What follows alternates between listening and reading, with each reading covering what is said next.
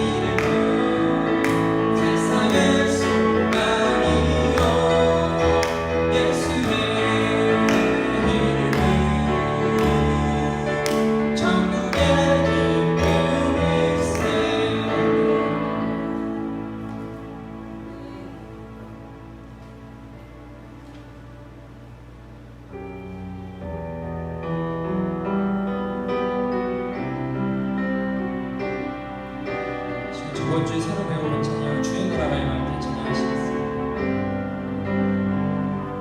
주의 나라가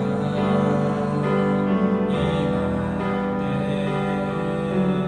하나님 임재하실 때 예배가 회복되며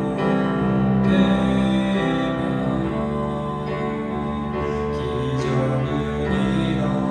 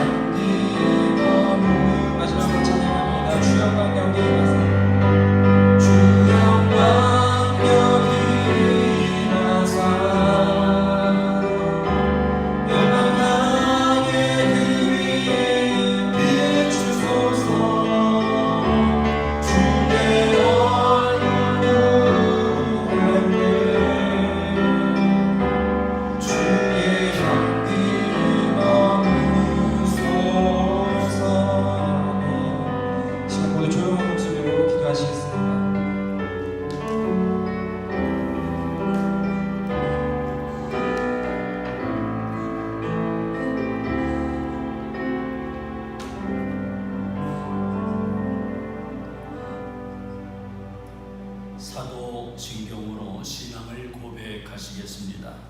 전능하사 천지를 만드신 하나님 아버지를 내가 믿사오며 그 외아들 우리 주 예수 그리스도를 믿사오니 이는 성령으로 잉태하사 동정녀 마리아에게 나시고 본디오 빌라도에게 고난을 받으사 십자가에 못 박혀 죽으시고 장사한 지 사흘 만에 죽은 자 가운데서 다시 살아나시며 하늘에 오르사 전능하신 하나님 우편에 앉아 계시다가 저리로서 사한 자와 죽은 자를 심판하러 오시리라.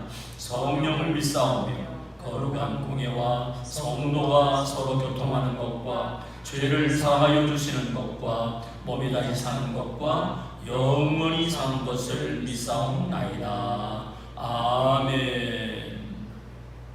자리에 앉으셔서 성시 교독을 하시겠습니다.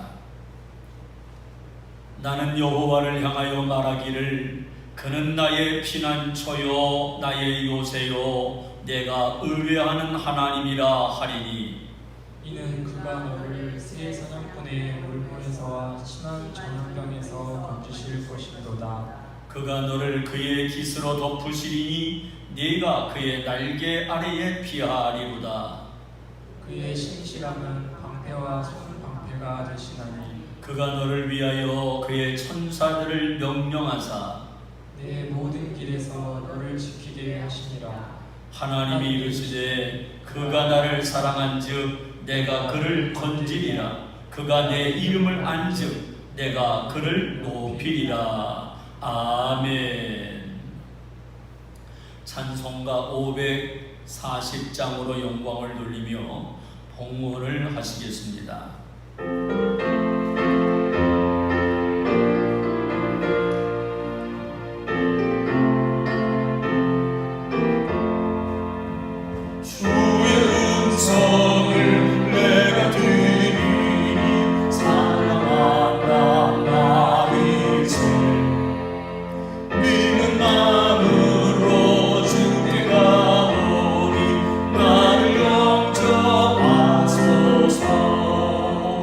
내가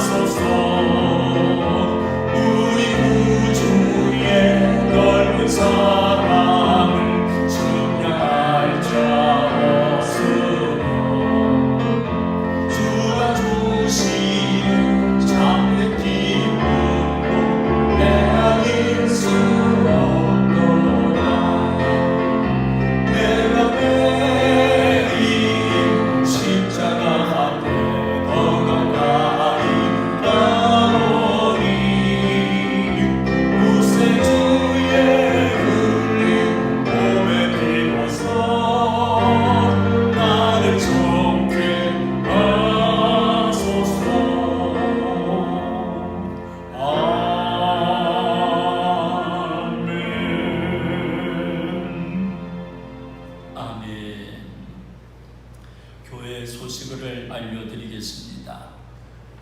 전국적으로 코로나19가 종식되지를 않아서 또 오늘 0시로 사회적 거리두기 2단계로 격상이 되면서 우리가 늘 조심해야 되는데 늘 교회에서도 안전에 또 방역에 만반의 준비를 하고 있으니까 교회 오실 때에는 마음 놓고 오셔도 될 것 같습니다. 거리두기로 예배를 드리고 불편하신 분들은 마스크를 쓰고 예배를 드리셔도 괜찮겠습니다. 금요 심야 기도회는 지난 주간부터 본당에서 드리고 있습니다. 오셔서 기도로 승리하시고 하나님께 영광을 돌리시기 바랍니다. 신방을 요청하시는 가정들이 있으면 늘 이제 교회로 알려주셔서 같이 이제 기도할 수 있도록 해주시면 고맙겠고요. 이 코로나19의 위험 때문에 모든 것이 불편하지만 교회에서는 주일 오전 예배만 계속 드리고 있습니다. 1부 예배와 2부 예배만 드리고 있고 식사는 제공하지 않고 있으며 오후 예배는 드리지 않고 있습니다. 그러나 새벽 기도회, 수요일 예배와 금요 심야 기도회는 정상적으로 하고 있으니까 모두 다 참석하시기를 바랍니다. 중고등부 여름 1일 수련회가 있습니다. 수련회라 그러니까 많은 수가 모여서 하는 것이 아니라 우리 교회 자체적으로 이제 방역과 거리 두기를 철저히 하면서 중고등부 여름 1일 수련회가 8월 29일 날 토요일 날 하나님과의 평행선이라는 주제로 하게 됩니다. 기도 많이 해주시면 감사하겠고요. 주일학교도 이제 방역에 최선을 다하면서 하루 오후에 8월 30날 마지막 주일날 오후에 성령이 뭐예요? 라는 주제로 열려지게 됩니다. 많이 기도해 주시면 감사하겠습니다. 이번 한 주간 동안에는 신재석 전도사님의 휴가가 있고요. 저는 다음 주간 마지막 주간으로 계획하고 있습니다. 몸이 불편하셔서 가정에서 요양 중에 계신 분들과 병원에 입원해 계신 분을 위해 기도해 주시고요. 지난 주간에 김평석 장로님 모친께서 95세의 일기로 하나님의 부르심을 받으셨습니다. 아마도 오늘은 아직 모집 못하신 것 같고요. 다음 주에 오시면 위로해 주시면 감사하겠습니다. 또 다른 광고 말씀 있으면 해주시고요. 없으시면 드려진 예물을 위해서 감사하며 축복하며 기도하겠습니다. 은혜로우신 하나님 아버지 감사합니다. 오늘도 우리의 마음을 다해서 귀한 예물을 드리도록 감동을 주신 하나님께 감사를 드립니다. 위대하신 하나님께서 언제나 나와 함께 하신다는 믿음을 소유한 자녀들이 11조 예물을 드립니다. 언제나 우리의 후원자가 되어주시고 인도자가 되어준 하나님 앞에 영광을 돌리오니 지키시고 인도해 주옵소서. 감사 예물을 드리는 손길마다 모자람이 없게 하여 주시옵시고 늘 감사할 수 있도록 우리의 삶을 지켜 주옵소서. 주일원금을 드리며 선교를 위해서 또는 목적을 놓고 소원 예물 드리는 손길들에게 하나님이 함께하여 주시고 물질의 모자람이 없게 하여 주옵소서. 예배를 드릴 수 있도록 예배당을 청소하신 분들이 계십니다. 이 무더운 여름철날 땀 흘려 청소하신 분에게 하나님의 은혜로 함께 하시고 화장실 청소와 그 외에 주님을 위해서 헌신 봉사하는 분들과 어린 영혼들을 가르치는 분들과 찬양을 영광 돌리는 모든 종들에게 하나님의 은혜로 축복하여 주옵소서. 이 모든 말씀을 예수님의 이름으로 간절히 기도하옵나이다. 아멘. 오늘 아침에 우리에게 주시는 하나님의 말씀은 사도행전 10장 24절로 33절까지의 말씀이 되겠습니다.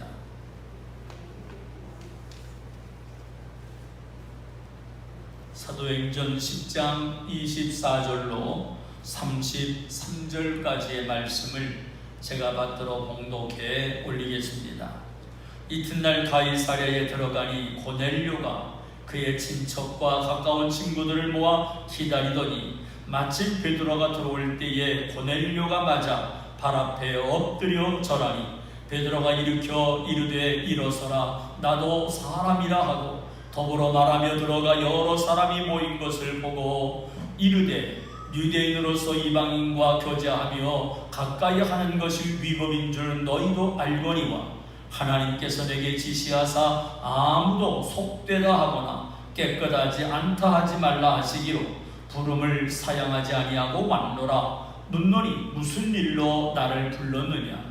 고넬료가 이르되 내가 나흘 전 이맘때까지 내 집에서 제9시 기도를 하는데 갑자기 한 사람이 빛난 옷을 입고 내 앞에 서서 말하되 고넬료야 하나님이 내 기도를 들으시고 네 구제를 기억하셨으니 사람을 요바에 보내어 베드로라 하는 시몬을 청하라. 그가 바닷가 무두장이 시몬의 집에 유숙하느니라 하시기로 내가 곧 당신에게 사람을 보내었는데 오셨으니 잘하였나이다. 이제 우리는 주께서 당신에게 명하신 모든 것을 듣고자 하여 다 하나님 앞에 있나이다.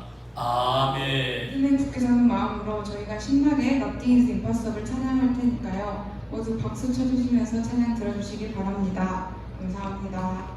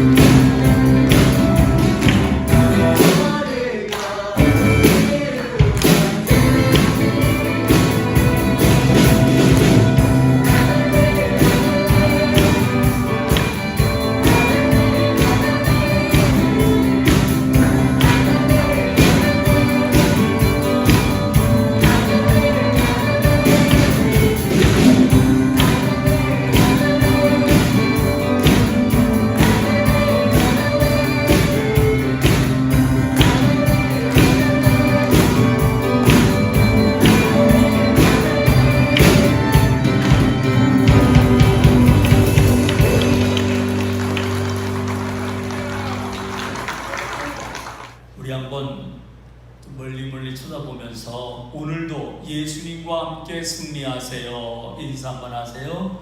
예수님과 함께 승리하세요. 감사합니다. 오늘 읽어드린 사도행전 10장 24절부터 33절까지의 말씀을 통해서 하나님의 음성을 들으려면 이라는 제목으로 은혜를 나누려고 합니다. 믿음을 가진 어떤 성도님이 신앙생활하면서 한 번도 하나님의 음성을 들은 적이 없다고 생각을 했습니다. 그래서 하나님의 음성을 듣고 싶어서 몸부림을 치다가 어떻게 하면 하나님의 음성을 들을 수 있을까 고민하고 있는데, 이분의 마음속에 성경은 모든 것이 처음부터 끝까지 하나님의 말씀이다, 이런 생각이 들었습니다. 그러니까 처음부터 끝까지 전부 다 하나님의 말씀이라는 그 믿음을 갖고 이분이 그러면 하나님이 나에게 어떤 말씀을 주시나, 어떤 말씀을 하시나 이렇게 고민하다가 성경을 이렇게 또 들고 있다가 아무데나 펼쳐가지고 눈에 확 들어오는 것이 하나님이 오늘 나에게 하시는 말씀이다, 그렇게 생각을 했습니다. 그리고 그가 성경책을 들고 하나님 오늘 나에게 말씀하여 주옵소서 기도하는 마음으로 성경을 다 펼쳤습니다. 그 눈에 제일 먼저 띄는 말씀을 읽었어요. 그랬더니 이런 말씀이 딱 눈에 보이더랍니다. 마태복음 27장 5절 같이 읽습니다. 시작. 은을 성소에 던져놓고 물러가서 스스로 목매어 죽으니라. 깜짝 놀랐어요. 가론에다가 목매어 죽었다는 말이 떠오르는데 이게 무슨 뜻일까? 나도 목매다가 죽는다는 소린가? 그래서는 이거는 아니야, 내가 잘못 본 거야, 이거는 유다에게만 해당되는 거지 나에게는 상관이 없어. 그래서는 다시 성경을 덮고 또 펼쳤습니다. 그랬더니 이번에는 누가복음 10장 37절이 나온 거예요. 읽어볼까요? 예수께서 이르시되 가서 너도 이와 같이 하라. 이게 강조되는 말씀이니까 찔리기도 하고 불안하기도 하고, 그러다가 이분이 이것도 아닌 것 같다, 3번 해야지. 그리고 다시 한 덮고 또 펼쳤습니다. 그랬더니 이번에는 요한복음 13장 27절이었습니다. 시작. 조각을 받은 후 곧 사탄이 그 속에 들어간지라. 이에 예수께서 유다에게 이르시되 네가 하는 일을 속히 하라. 하나님의 음성을 이렇게 들을 수 있는 건가요? 어떻게 해야 하나님의 음성을 들을 수 있을까요? 하나님의 음성을 듣고 하나님의 인도하심에 따라 살고 싶어 하지만 정작 하나님의 음성을 어떻게 들어야 하는지, 하나님의 음성을 듣는 것이 어떤 것인지를 제대로 모르는 분들이 상당히 많습니다. 그래서 어떤 사람들은 목사와 같은 사람들이나 무슨 특별한 은사가 있는 사람들만이 하나님의 음성을 듣는 거지 나 같은 평범한 신앙인은 음성을 못 들어. 정말 그럴까요? 자, 우리가 오늘 말씀 속에서 하나님의 음성을 듣고 말씀대로 살아가는 사람들을 소개하고 있습니다. 바로 베드로와 고넬료입니다. 우리는 지난 주간에 베드로가 어떠한 사람인지 또 고넬료가 어떠한 사람인지를 살펴보았었습니다. 베드로는 이방인들은 상대도 하지 않았던 사람이었습니다. 그런데 그가 하나님의 음성을 듣고 이방인 고넬료가 부른다는 소식을 듣자마자 고넬료가 있는 곳으로 달려갑니다. 무려 50km나 떨어진 곳입니다. 지금이야 자동차가 있으니까 1시간이면 가겠습니다만 그 당시에 걸어서 가는 건데 50km면 상당히 멀고요, 며칠은 걸려야 갈 수 있을 겁니다. 그렇다면 하나님의 음성은 이렇게 베드로와 같이 특별한 사람에게만 들려주는 건가요? 이 고넬료의 말을 듣고 바로 50km나 되는 먼 곳에 있는 곳에 베드로가 찾아갔다. 그리고 베드로를 초청하기 위해서 이제 하인들을 보낸 사람은 이방인 백부장 고넬료였습니다. 바로 유대인들이 사람으로 취급하지 않고 짐승 취급하는 이방 사람인데, 그 고넬료가 하인들을 보내서 베드로에게 오라고 초청을 하게 된 거지요. 왜요? 하나님의 음성을 들었거든요. 베드로도 하나님의 음성을 들었고 고넬료도 하나님의 음성을 들었습니다.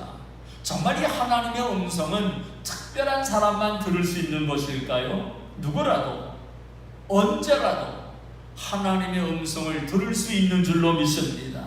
그런데 왜 우리에게는 하나님의 음성이 들리지 않는 것만 같을까요? 음성을 듣고 싶은데 전혀 들리지 않으니까 답답하고 안타까울 뿐이죠. 아니요, 성경은 말합니다. 누구라도, 어떤 특정한 사람이 아니라 누구라도 얼마든지 언제든지 하나님의 음성을 들을 수 있다고 말씀을 하고 있지요. 오늘 우리의 신앙생활하는 동안에 날마다 하나님의 음성을 듣고 하나님과 더불어 승리하며 나아가기를 주님의 이름으로 축원합니다. 그렇다면 하나님의 음성은 어떻게 들을 수 있는 걸까요? 첫 번째로 하나님의 말씀을 사모해야 합니다. 예수 전도단이라고 하는 단체가 있는데, 이 예수 전도단이라는 단체에서 책을 한 권 써냈습니다. 그게 뭐냐 하면 하나님의 음성을 듣는 것은 은사가 아닙니다 라는 제목입니다. 하나님의 음성을 듣는 건 은사가 아닙니다. 특별한 은사가 있어야 하나님의 음성을 듣고 뭐 신앙생활을 오랫동안 해야 하나님의 음성을 듣고 뭐 그런 것들이 아니라는 거죠. 하나님의 음성을 듣는 건 은사가 아니다. 이렇게 그러면서 이런 말을 했습니다. 하나님의 음성을 듣기 위해 필요한 것은 은사가 아니라 사모하는 마음과 하나님의 음성을 들으려고 하는 간절한 마음이 있어야 한다. 이렇게 말합니다. 하나님의 음성을 들으려고 하는 간절한 마음, 사모하는 마음이 있어야 된다 이 말이지요. 우리는 요즘에 계속 베드로의 얘기를 이제 보면서 베드로가 얼마나 바빴을까요? 한번 설교하면 3,000명이 회개하고 돌아오질 않나 5,000명이 돌아오는데 이 많은 사람들을 관리하는 것도 벅차요. 이들을 접대하는 것도 정신이 안 없는데 이 모든 일들을 잠시 내려놓고 그가 한적한 곳으로 나갑니다. 그리고는 사방으로 두루다니고 있습니다. 그런데 그가 할 일 없이 두루다닌 것이 아니라 그가 여기저기 다니면서 성령의 음성, 하나님의 음성에 민감하고 있었던 거죠. 왜요? 하나님을 향한 간절한 마음이 그 속에 있었거든요. 그 간절한 마음을 하신 하나님께서 베드로에게 환상을 보여주시고 말씀하셨던 겁니다. 자, 그런가 하면 당시 유대인들로부터 사람 취급받지 못했던 이방인 고넬료, 이방인이었지만 하나님의 말씀에 대한 사모함이 있었기에 천사가 고넬료에게 나타납니다. 그리고는 50km나 멀리 떨어져 있는 곳에 있는 베드로를 초청하라는 겁니다. 먼 거리에 있는 그곳으로 고넬료가 그래서 사람을 보낼 수밖에 없었던 거지요. 그리고는 고넬료는 어떻게 할까요? 사도행전 10장 24절입니다. 시작. 이튿날 가이사랴에 들어가니 고넬료가 그의 친척과 가까운 친구들을 모아 기다리더니 베드로가 요빠를 출발해서 드디어 고넬료가 있는 가이사랴 지역까지 갔더니 고넬료는 친척들을 불러 모으고 친구들을 모두 초청해서 베드로를 기다리고 있었던 겁니다. 신지들을 초청하고 친구들을 초청해서 기다리고 있었다는 이 부분을 뭐 그냥 넘길 수는 있는데 또 자세히 보게 되면 그냥 넘길 수 있는 부분은 아닙니다. 왜냐하면 베드로가 도착한 후에 사람들을 불러도 뭐 큰 지장은 없을 거예요. 우리 집에 예수님의 수제자 베드로 사도가 오셨으니까 빨리 우리 집에 와라. 그러면 서둘러서 오면 됩니다. 그런데 베드로를 초청하기 위해서 하인들을 보내고 이어서 고넬료는 가만히 기다리고 있었던 것이 아니라 자기의 친지들과 친구들을 집으로 불러들입니다. 베드로는 언제 올지 모릅니다. 50km나 먼 거리에 있는 사람이 걸어서 오다 보면 또 무슨 일을 만날지 모르는데 친구들이 와서 친지들이 와서 이제 베드로를 기다리고 있는 거예요. 언제 올지 모르는 기다림을 하고 있는 거지요.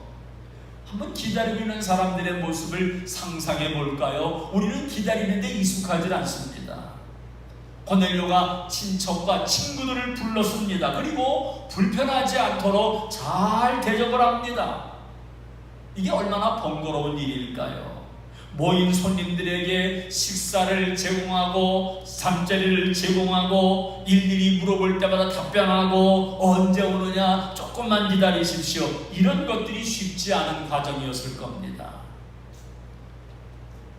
도대체 언제 오느냐고 불평하는 사람도 있을지 모르고요. 이제는 가야 되겠다고 그런 사람들을 붙잡고 조금만 기다리라고 아마 이러면서 왜요? 베드로를 통해서 들려질 하나님의 음성이 얼마나 귀한 건데 이 하나님의 음성을 듣는 건 아무 때나 기다릴 수 있는 것이 아니라는 거지요. 그것은 바로 하나님의 음성에 대한 사모함이 있었고 하나님의 종을 통해서 들려주시는 베드로를 기다리는 그 사모함이 그 속에 있었기에 이 모든 과정들이 번거롭다, 불편하다, 귀찮다 여기질 않습니다. 우리는 우리 집에 손님이 한 번 온다 그러면요 담임 목사가 신방만 간다 그래도 아주 많이 불편하고 준비하는 게 번거로울 때가 있습니다. 시간을 정확히 정해놓고 몇 시라고 정해놔도요.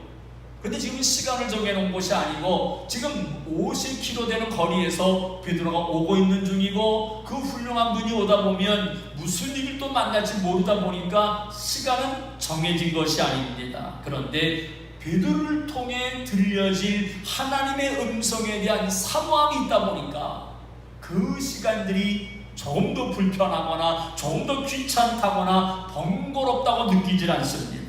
오히려 사모하고 있었기에 신바람 나게 감당하고 있었고요. 즐겁게 감당하고 있었고 그 기다리는 시간 동안 오히려 기대와 흥분 속에 시간들을 보내고 있었습니다. 하나님의 음성을 들려준다. 하나님의 음성을 들을 수 있다는 것이 얼마나 사모했었는지 오늘 말씀에서 고넬료를 향해서 그 베드로를 기다린다는 말에 기다린다는 단어가 독특합니다. 이 기다린다는 단어는요 예수님이 승천하시면서 내가 너희를 위해서 다시 올 거다. 그래 너희는 기다려라.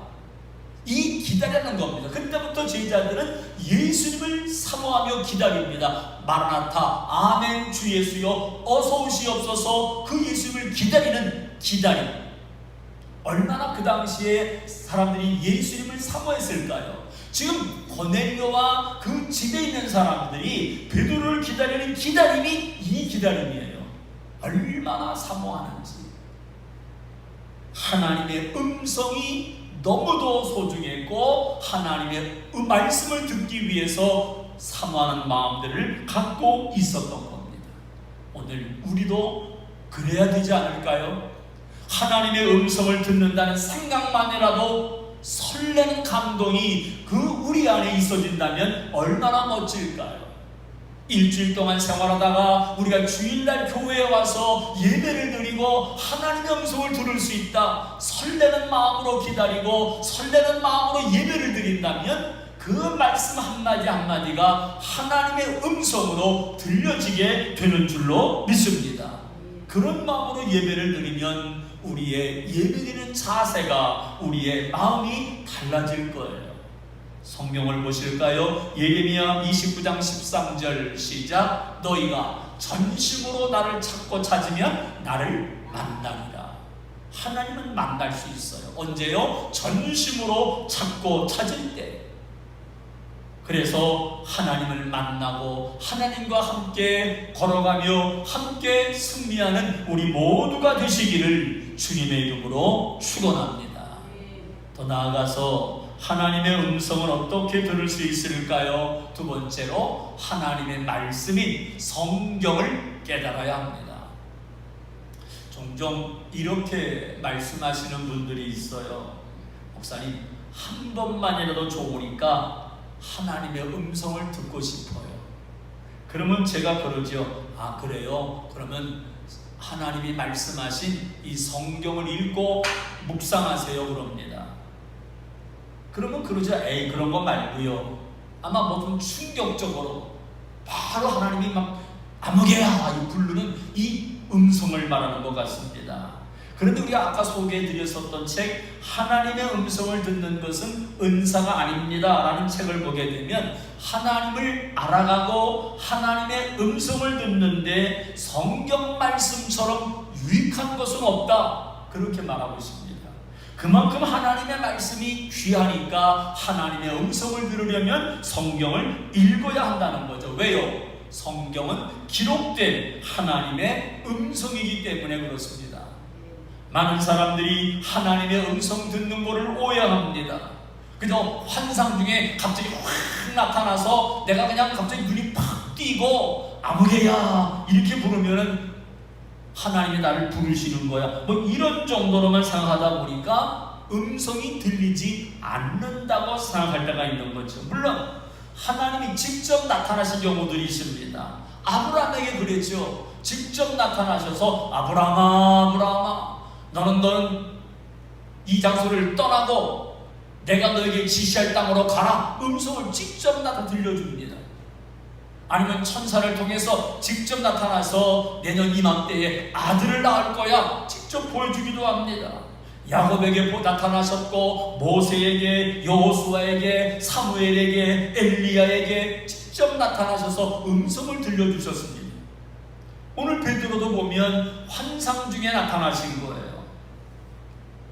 물론 환상이 직접적으로 말한 건 아니었는데 처음에는 이 환상이 무슨 뜻인가를 깨닫지 못하고 있었죠. 이게 무슨 뜻일까 이러고 있었던 거죠. 성경 볼까요? 사도행전 10장 19절에요. 시작. 베드로가 그 환상에 대하여 생각할 때에 성령께서 그에게 말씀하시되 두 사람이 너를 찾으니.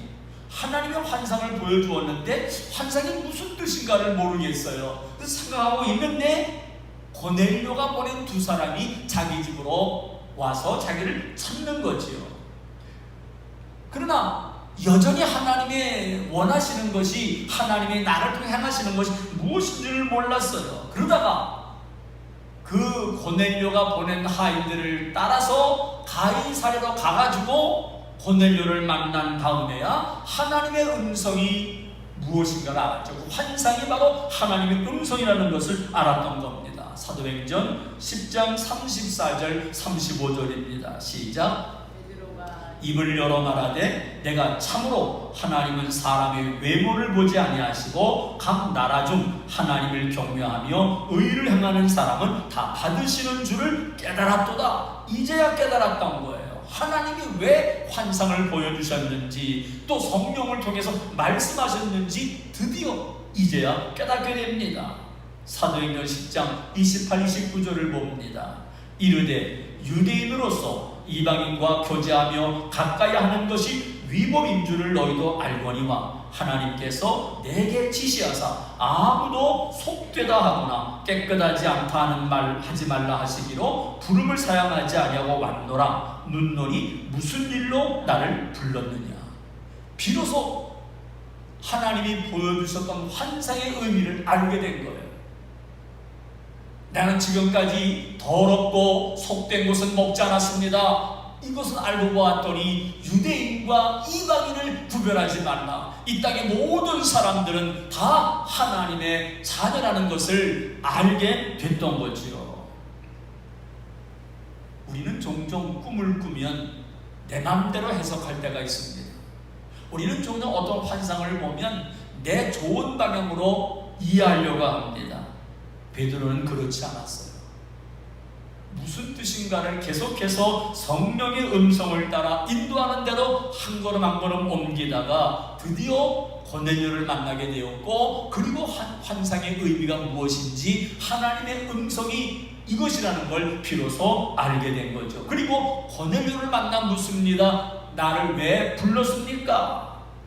하나님의 말씀을 제대로 깨닫기 위해서 질문을 합니다. 베드로의 행동이 얼마나 조심스러운가요? 바로 오늘 우리도 하나님의 말씀을 읽을 때마다 내 뜻대로 내 자의적으로 해석하지 말고, 꿈을 꿀 때는 무엇을 보았을 때 내 마음대로 해석하지 말고 하나님 앞에 맡기면서 나아가야 되는 줄로 믿습니다. 저는 하늘이 진동하거나 저에게 천사가 직접 나타나가지고 박영진 목사야 음성소도 듣지 못했습니다. 그런 음성이 들리면 좋겠지만 굳이 없어도 상관없습니다. 왜냐하면 하나님의 음성이 담긴 완벽한 성경이 있거든요. 마치 옛날에 우리가 카세트 테이프를 녹음하고 꽂으면 음성이 들리는 것처럼요. 이미 기록된 하나님의 말씀이 있으니까 이걸 보면서 하나님이 나에게 이렇게 말씀하시는가 받으면 되는 줄로 믿습니다. 베드로와 고넬료는 자신들이 본 환상이 하나님의 것인지 확인하기 위해서 계속해서 묻고 있어요. 왜냐하면 그때는 성경이 없었거든요. 우리는 하나님의 말씀이 있지만 그때는 성경을 이렇게 그들이 들고 볼 때가 아닙니다. 그러기에 오늘 우리는 얼마나 축복인지 얼마나 감사한지 모릅니다. 말씀을 소홀히 하면 안 됩니다. 우리가 연초에 성경환동 100일 작전을 하게 되는 이유는 한 해 동안 하나님의 음성을 듣고 삽시다. 이 음성을 잊지 말고 말씀대로 살아가자고, 그래서 말씀을 읽고 하나님의 음성과 함께 살자, 이렇게 말하는 겁니다. 아무쪼록 하나님의 말씀인 성경을 읽을 때마다 하나님의 음성으로 들으시고 하나님의 음성을 듣고 말씀대로 살아가는 우리 모두가 되시기를 주님의 이름으로 축원합니다. 마지막으로 하나님의 음성은 어떻게 들을 수 있을까요? 셋째로 하나님의 말씀 앞에 겸손해야 들을 수 있습니다. 겸손해야 됩니다.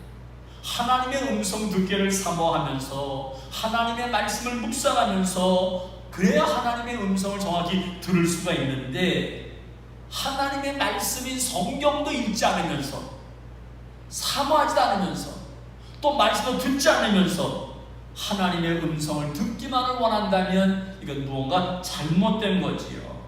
비로소 신앙인으로 살아갈 수가 없다는 말이에요.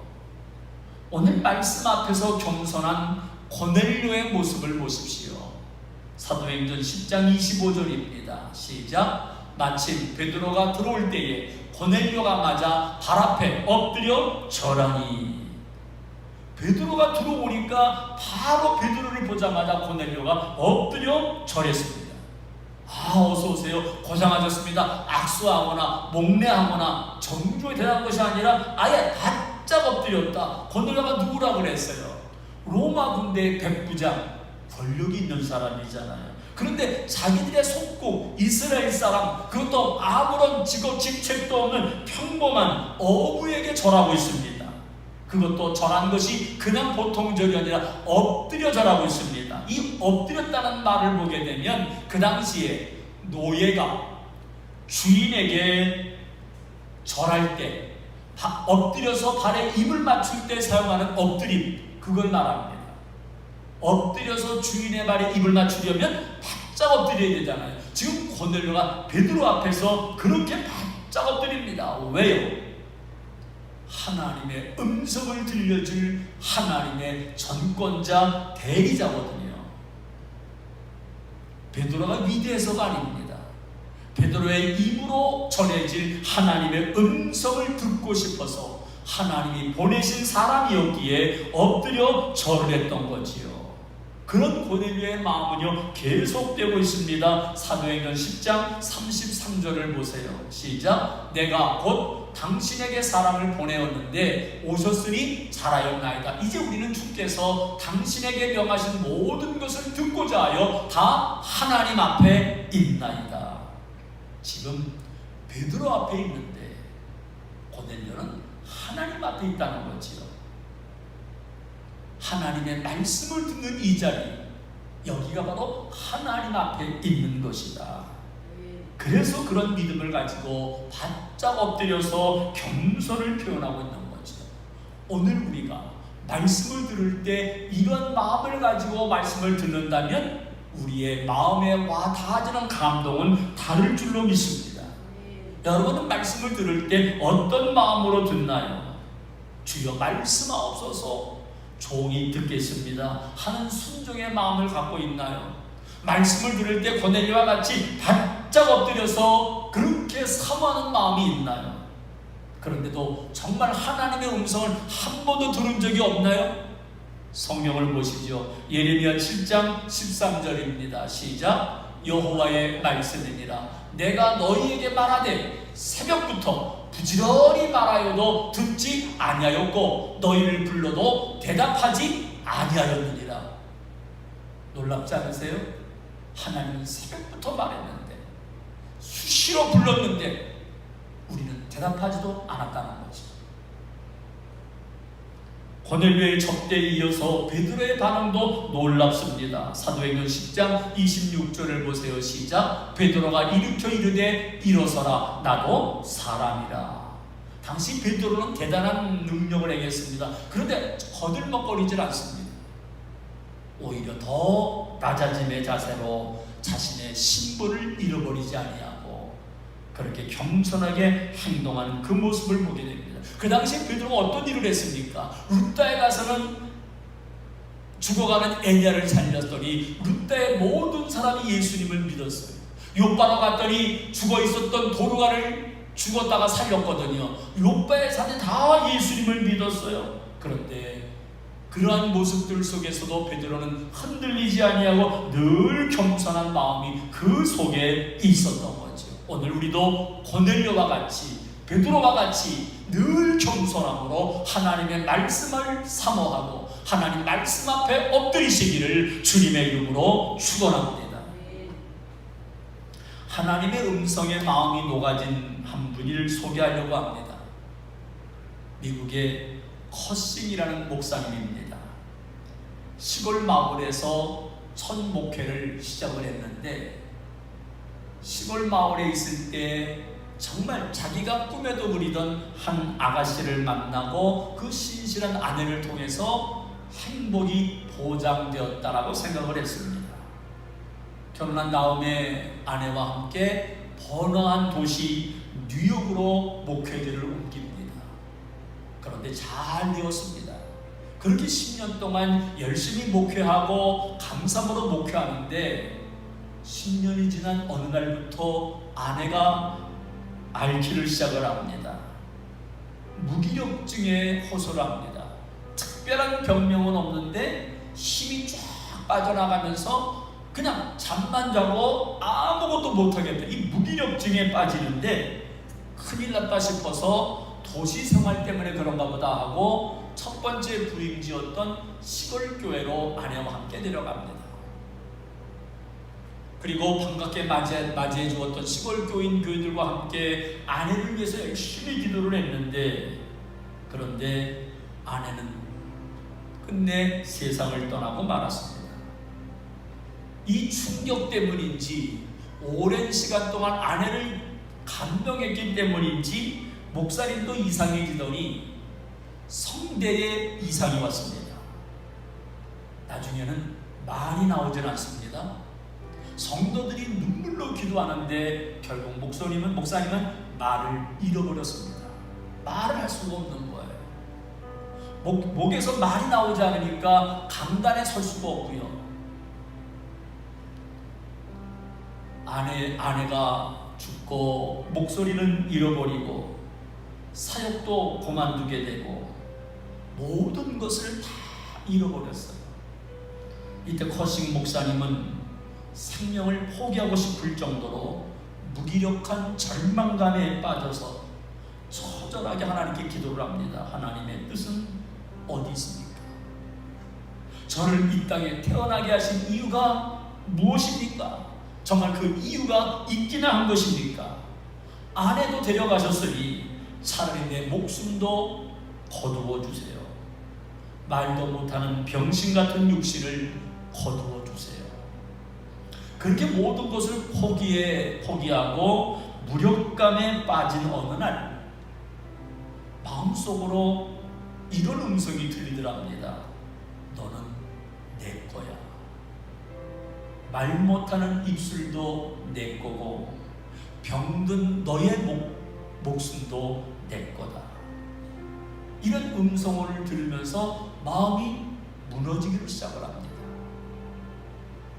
그때 커싱 목사님이 기도를 시작을 합니다. 하나님, 그렇다면 건강한 몸으로도 주님께 충성하지 못했지만 이 병든 몸으로라도 충성하겠으니 나에게 할 일을 허락하여 주옵소서. 여전히 말은 못합니다. 명예도 사역도 목소리도 건강도 생명까지도 다 내려놓았습니다. 주님의 종으로 산다고 하면서 여전히 하나님 날개 그늘 아래 거하지 못했고 자기의 능력만 믿고 살았던 이 모습들을 철저하게 회개하기를 시작을 합니다.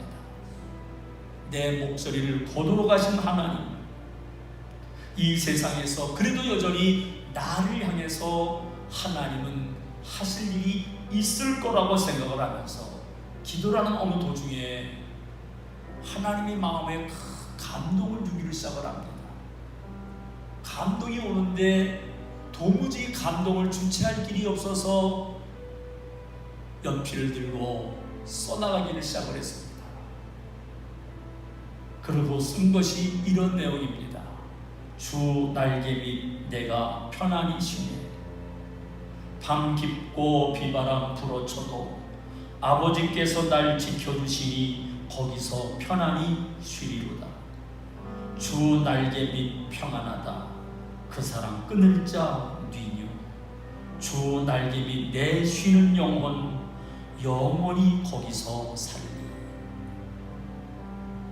말씀을 사모하다가 말씀 앞에 겸손한 마음으로 신앙생활하다가 날마다 성령의 감동으로 하나님의 음성을 듣고 하나님의 날개 그늘 아래 거하며 언제라도 하나님 앞에 쓰임받으며 살아가는 우리 모두가 되시기를 주님의 이름으로 축원합니다. 오늘 커싱 목사님이 그 절망감 속에서 성령의 감동으로 주셨던 이 가사의 내용, 우리가 이것을 이 시간에 부르려고 합니다. 주 날개 밑 내가 편안히 쉬네. 이 찬양을 부르겠습니다.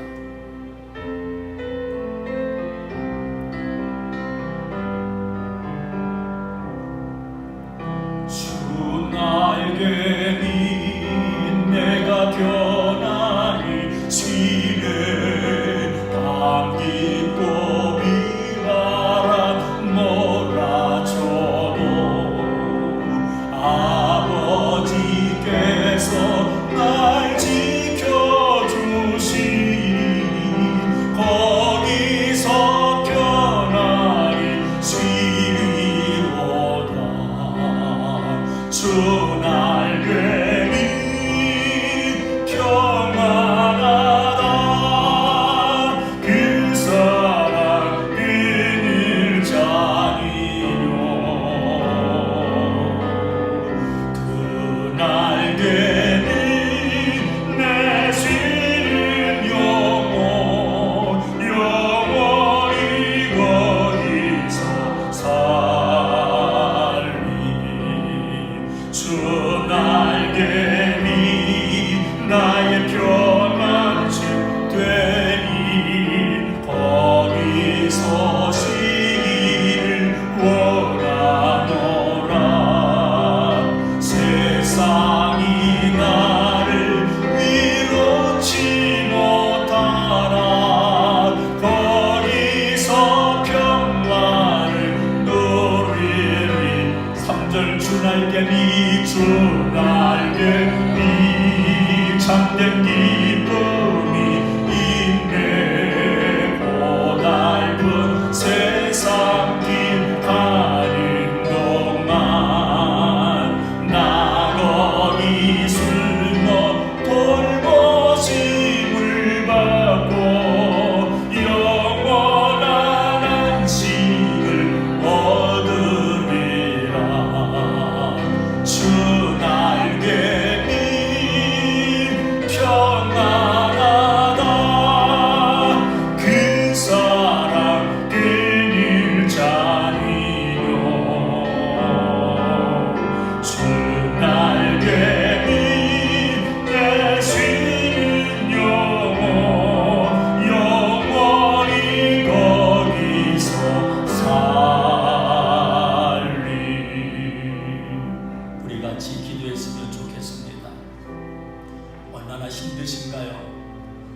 코로나19로 지쳐있고 이런저런 질병으로 지쳐있고 육신이 약함으로 몸도 마음도 지쳐있고 가정사를 돌아봐도 그렇고요, 힘들고 어려울 때가 있습니다.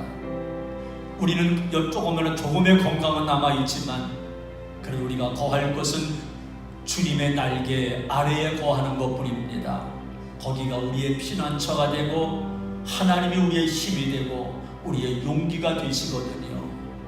이 시간 주님 앞에 내려놓고 주님 말씀하옵소서, 주님 음성을 들려주옵소서. 하나님의 뜻대로 살겠습니다. 하나님의 은혜 가운데 살겠습니다. 하나님의 말씀대로만 살겠습니다. 뜨거운 마음으로 함께 기도하시기를 바랍니다. 할렐루야. 은혜로우신 하나님 아버지 감사합니다. 하나님의 사랑과 사랑과 인도하시는 오늘 붙잡아 역사에 주시옵시고 하나님의 뜻을 따라 살아가는 구원을 주님의 뜻을 이루어 주시옵소서. 오늘 아버지 말씀하여 주시옵시고 주님의 은혜를 사랑하는 우리 모두가 되게 하여 주시옵소서. 주님 안녕과 우리가 되게 하여 주시옵소서. 아버지 주님의 주시옵소서. 아버지 역사에 주시옵소서. 아버지 우리를 아들로 주시고 우리를 날려내 주시옵소서. 하나님의 뜻을 따라 살아가는 우리 모두가 되게 하여 주시옵소서. 주의 은혜로 함께하여 주시옵소서. 주의 역사에 도와주시옵소서. 주님의 사랑을 도와주시옵소서.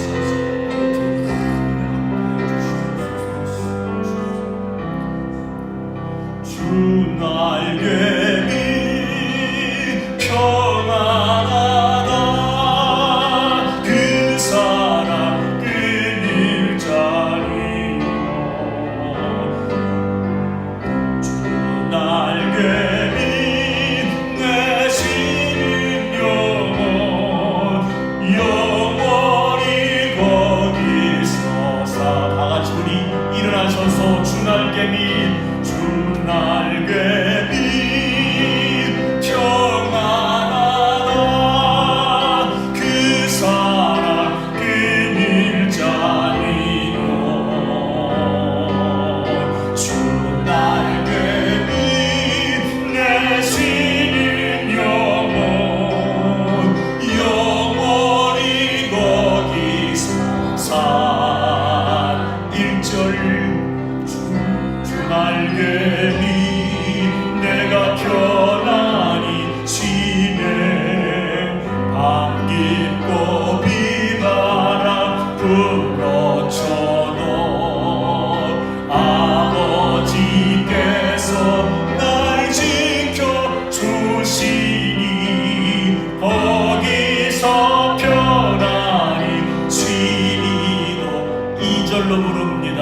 주 날개 밑 나의 피난처 되니 거기서 쉬기를 원하노라. 세상이 나를 위로치 못하나 거기서 평안을 누리니. 3절 주 날개 밑 참된 기쁨이 있네. 나 거기 숨어 나 거기 숨어 돌보심을 받고 영원히 안식을 얻으리. 주 날개 밑 평안하다. 주 날개 밑 평안하다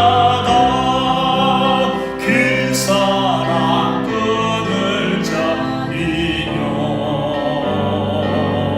주 날개 밑 내쉬는 영원히 거기서 살리.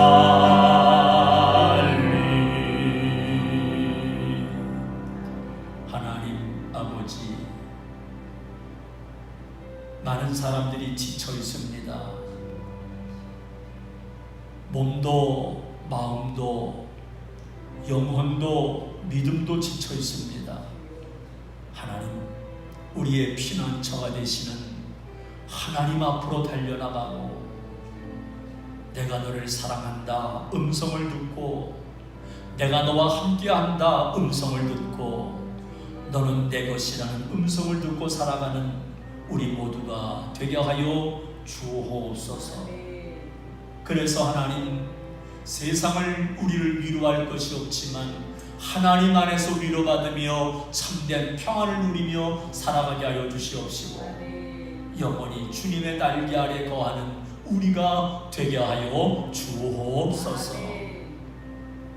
이제는 우리를 구원하신 예수 그리스도의 은혜와 하나님 아버지의 사랑하심과 성령님의 교통하심의 역사가 오늘도 주와 함께 걸어가는 주님의 날개 아래 거하기를 원하는, 하나님의 음성을 듣고 살기 원하는 모든 성도들 머리 위에와 어려움에 빠져있는 이 나라 이 민족 위에 이제로부터 영원토록 함께 하옵시기를 간절히 축원하옵나이다. 아멘.